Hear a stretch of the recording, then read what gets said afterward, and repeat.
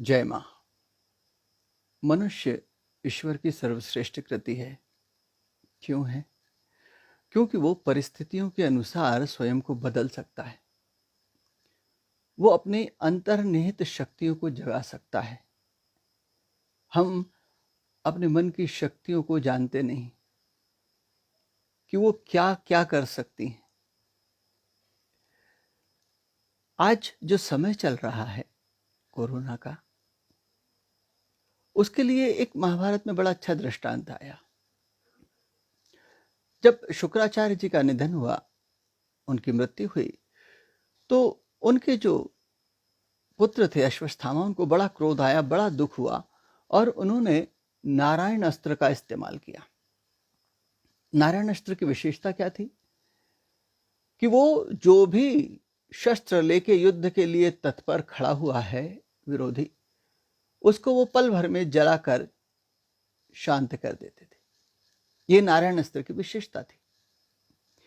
भगवान कृष्ण को जैसे ही पता चला कि अश्वत्थामा ने नारायण अस्त्र का अनुसंधान किया है, भगवान कृष्ण ने पूरी सेना से कहा कि सब लोग शस्त्र नीचे रखो, हाथ बांधो और शांत होकर बैठ जाओ।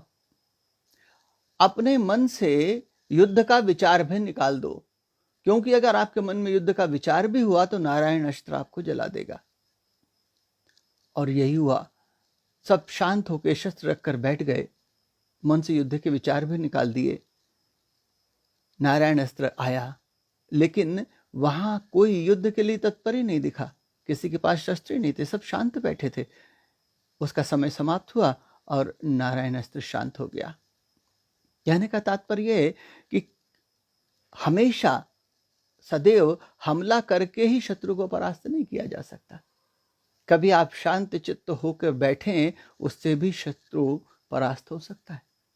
आज कोरोना काल में यही तो हो रहा है।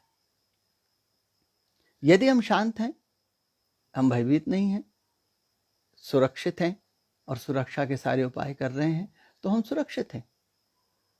अन्यथा इस समय तो हाहाकार मचा हुआ है। डरने की बिल्कुल भी आवश्यकता नहीं है। भय आपके अंदर की जो इम्यूनिटी है ना, प्रतिरोधक क्षमता, उसका नाश करता है। इसलिए भयभीत तो बिल्कुल भी नहीं होना है। और भयभीत हम होते क्यों हैं? हम भयभीत इसलिए होते हैं कि जब हम फोन पे किसी से बात करते हैं, वो कोरोना की बात करता है, स्थितियों की बात करता है, तो हमारे अंदर का भय जाग जाता है। हम समाचार पत्र पढ़ते हैं तो हमारे अंदर का भय जाग जाता है। हम समाचार देखते हैं तो हमारे अंदर का भय जाग जाता है। और ये भय, ये विचार, जैसा कि महाभारत में भगवान कृष्ण ने कहा था ना कि आप युद्ध का विचार भी मत करो, नहीं तो ये नारायण अस्त्र आपको जला देगा। तो ये विचार आपको भयभीत करता है और भय आपकी प्रतिरोधक क्षमता, आपकी इम्यूनिटी को कम करता है, आपकी शांति को भंग करता है, आपको विचलित करता है। इसलिए भयभीत होने की आवश्यकता नहीं। पेपर पढ़ना बंद कर दीजिए, समाचार देखना बंद कर दीजिए, क्योंकि आप जान भी लेंगे समाचार तो उससे क्या कल्याण कर लेंगे अपना या समाज का? कुछ। हाँ, आप भयभीत हो जाएंगे, आप डरेंगे। और ये जो सोशल मीडिया की यूनिवर्सिटी है, इसको तो बिल्कुल भी बंद कर दीजिए। आप केवल मनोरंजक, आनंद देने वाले वो समाचार, वो वीडियो, वही देखिए। आपस में सब घर वाले मिलकर बैठिए, खेलिए, ध्यान कीजिए, प्राणायाम कीजिए। ध्यान सर्वोत्तम साधन है भय का नाश करने के लिए। भ्रामरी, उज्जाई प्राणायाम आपकी आंखों को, आपके गले को, आपके नाक को, आपके कान को तो उत्तम करते ही हैं। इनके वाइब्रेशन से बैक्टीरिया मरते हैं। इसलिए प्रतिदिन कपालभाति, अनुलोम विलोम, भ्रामरी, उज्जाई, ये प्राणायाम अवश्य करिए। ध्यान लगाइए, उद्गित करिए, अर्थात ओम का उच्चारण, प्रणव का उच्चारण करिए। आप करके देखिए। आप यदि विचलित हैं, आप 6 मिनट ओम का उच्चारण करिए और देखिए आपकी मानसिक स्थिति में कैसा चमत्कारिक परिवर्तन आता है। आप एकदम शांत हो जाएंगे।